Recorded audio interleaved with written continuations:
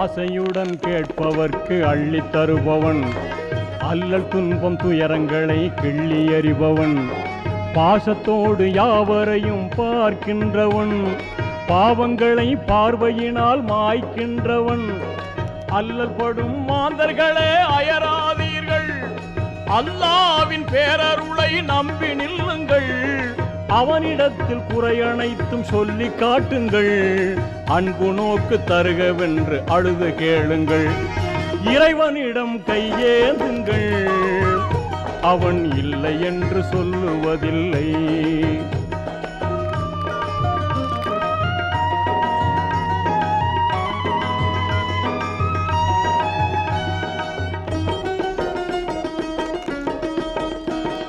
தேடும் நேயர் நெஞ்சங்களில் குடியிருப்பவன், தேடாத மனிதருக்கும் உணவளிப்பவன்,